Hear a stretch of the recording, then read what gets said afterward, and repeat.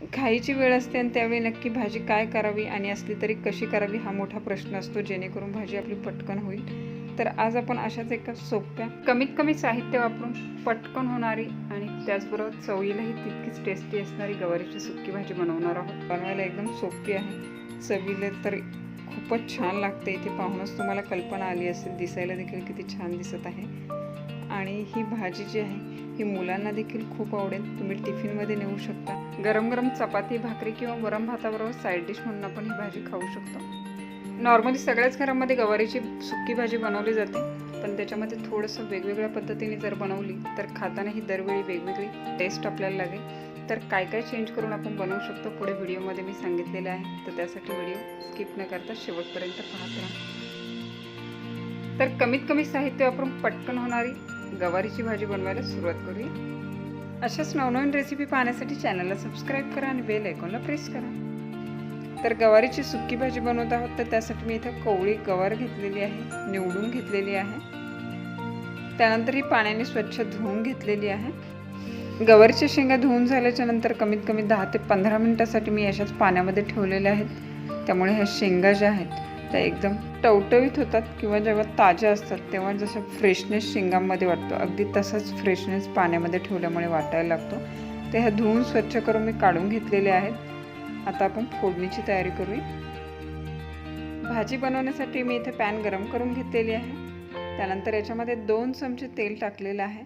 तेल चांगलं गरम झालं की याच्यामध्ये टाकणार आहोत आपण पाव चमचा जिरं.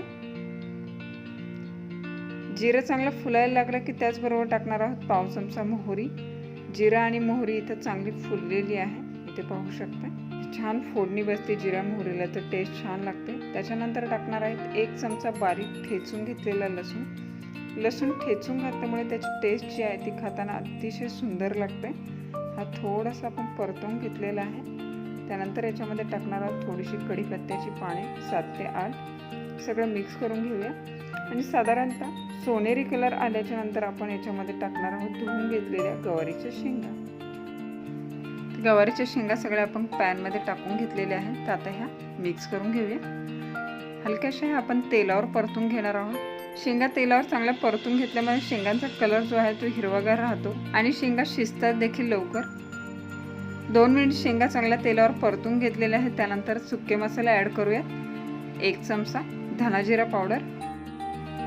त्यानंतर 1 चमचा टाकणार आहोत गरम मसाला पावडर, किंवा दुसरा कुठला आपल्या आवडीचा किंवा घरात अवेलेबल असलेला मसाला टाकला तरी हरकत नाही.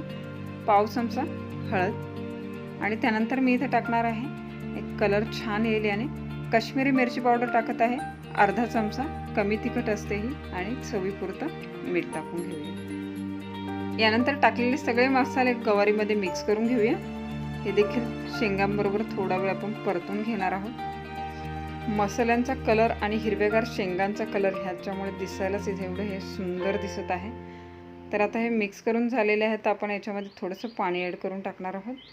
आपल्याला हे सुक्या बनवायच्या आहेत, त्याच्यामुळे थोडंसं बेताचंच पाणी घालायचं आहे. आणि शेंगा देखील कोवळ्या आहेत, त्याच्यामुळे पाणी देखील कमी प्रमाणात लागेल. पाणी ॲड करून मिक्स करून घेतलेलं आहे. त्यानंतर झाकण ठेवून मीडियम टू लो फ्लेमवर 8 ते 9 मिनिट आपण या शेंगा शिजवून घेणार आहोत.